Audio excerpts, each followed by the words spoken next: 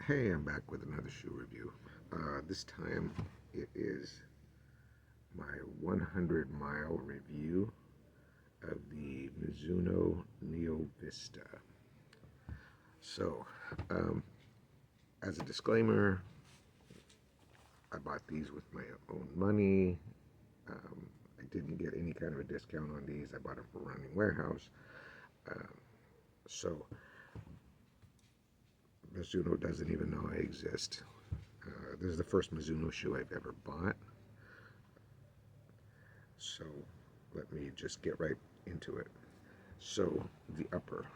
Of course, a lot of people have talked about the upper on this shoe because it's got this sort of booty construction, stretch knit upper that's got kind of it's, this high heel or high collar that's almost makes it look almost like a basketball shoe. Um, so I bought this in my normal size 10 and a half. I'm I've mentioned this before, but I tend to be, I'm kind of like just big for a 10 and a little bit small for a 10 and a half. And as far as the sizing, I maybe I could have got away with a 10, um, because there's a lot of room in the toe box. It's plenty wide, and it's a little bit long. My toe probably comes up to here. Um, so maybe I could have got away with a 10, but it is very comfortable, and um, if I cinch them down correctly, no issues. They're very, very comfortable on the run. Um, like I said, toe boxes on the wider side, so it's a snug fit pulling them on because of this stretch knit upper. Um, but once you get in there, there's plenty of room up here, and it does hug the foot pretty nice, and it is comfortable for me on the run. As far as the tongue, there is no tongue. It's just this one piece booty construction, and then it's got um, these little lace loop things on here to do the laces, and then it's got right here. You can see it well on this side too. Um, that it came like this, that it's threaded through here. So the only issue with this, it, it holds it really nice. So once you pull it through there, it's not going to slip out. But you do have, if you're really sensitive to the feel of laces being twisted in there, then that could be an issue, and you have to kind of work with it in order to get that done. Also, as far as how I lace them up, I lace them kind of snug, but not too snug, especially around the top. It does have this little thing on here to help decrease lace bite, but I still get a little bit of lace bite over the near up here near the ankle, uh, which I do have to deal with. And usually it takes me a minute just to get the right hold on the shoe. Um, so moving on to the midsole. Uh, so Running Warehouse lists these at 53 and 45. I think originally they were saying more like 40, 45, 37 or something like that, more similar to the Super Blast. But I just checked their website and it says 53, 45. It does feel like a lot of foam. They also list them at 9.1 ounces for the standard size, men's size 9. Um, they're using this foam that they call Energy Next foam, which apparently is some kind of EVA based foam, according to what the Mizuno people said on podcast with Doctors of Running. They said it's not exactly super critical. Um, Maybe some other kind of treatment, which they were a little bit cagey on, but it doesn't really matter. What matters is how does it feel? It feels soft but not too soft. Um, so I get a squish and a bounce off of it. Feels very bouncy to me. Um, and there's very minimal ground feel.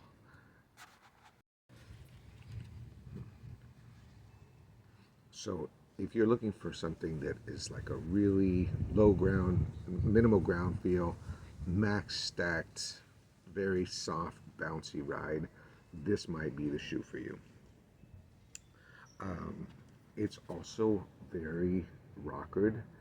I don't think even looking at it totally does it justice. You can feel the rocker on the ride, and I'm going to angle this down here so you can see you can see that it does rock back and forth a little bit, and you can really feel that. It also has a plastic plate, which they say is some kind of bio-based plate, which you can see in this huge cutout in the bottom of the shoe. So outsole. The outsole, they were calling it their G3 rubber, which is what I thought they were using on other stuff. But my understanding was that the G3 rubber was pretty hard and tough, and this one has sort of a soft feel to it, and the the this is my highest wear area, and I do see some wear coming in here. Currently, I've got about 115 miles on these, so that's definitely something to watch out for. I have very minimal wear on the heel. There's some on the inside, almost nothing on the outside, but that's because I'm not a heel striker, and it does have this heel bevel, so I'm definitely not hitting that part. I'm really coming down midfoot and rolling when I wear this shoe.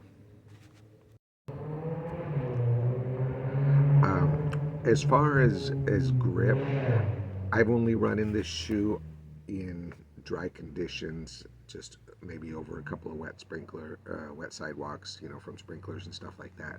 So I can't really say much about whether or not it would have good traction in the wet. I'm not terribly optimistic because it doesn't really have a traction pattern that would make me think that it's got great grip in the wet. Um, so onto the ride. So the ride definitely, if we're talking about compliance, which is how soft it is a really nice balance for a shoe like this. It feels very soft when I hit the ground, but I don't feel like I'm sinking into it. And it's just sort of this really soft, and then I kind of bounce right off. And if I want to run in a way where I'm really using the foam and just kind of trying to just bounce along, I can definitely do that in this shoe. So it is a soft, bouncy foam that is counterintuitive, given that they said it is an EVA-based foam.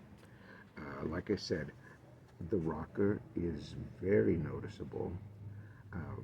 I know that Joanna mentioned when he first took this shoe out, he was having trouble because of this heel bevel, because he's more of a heel striker. Um, so if you're a heavy heel striker, you, the roll through may not work as well for you. As a midfoot or forefoot striker, I think it works great because you just kind of hit the ground and you can roll right off, and it's bouncing you forward as well. What are my likes? It's not too heavy for a shoe this big. If I want a really super max kind of shoe, it definitely it definitely serves that purpose and feels soft and it feels bouncy. It's extremely comfortable on foot, and it has a nice rocker that really just rolls right through my stride. Um, my dislikes, the knit upper, it's comfortable once I get it on, but sort of a more traditional upper I would be fine with, um, because getting everything laced up, it does take a little bit more work. So I don't really have much benefit to it. Um, Also, what I was thinking about as I was running in the shoe this morning was that because the knit upper is so unstructured, that somebody who needs a little bit of stability might have problems because the upper doesn't provide any structure to it, even though you have a very wide base to the shoe. So the platform is stable, and I think that's the plate itself is really in there for stability because I don't really think it's there for propulsion. But the upper, because the upper is so floppy, you might not get a lot of stability if you need stability. Um, that's my main dislike is just the upper. Um, and it's really not even bad because once I get it on and lace it up and get the lacing right, it's really comfortable. It's a very, very comfortable shoe. What are the alternatives? So I think the biggest alternative that people would be thinking about is the Super Blast, right? Super Blast is a little bit lighter. It's also what I would call a Super Max shoe, meaning that it's over 40 millimeters. Um, the advantages to the Super Blast is it's also very comfortable, but it has a more traditional upper. This is the original Super Blast, not the Super Blast 2, which for me I find easy to just lace up and go. Um, it's also based on the wear that I've seen on the Super Blast, and I've got a little over 200 miles on this one. There's very little wear, so I think this is going to be a more durable shoe.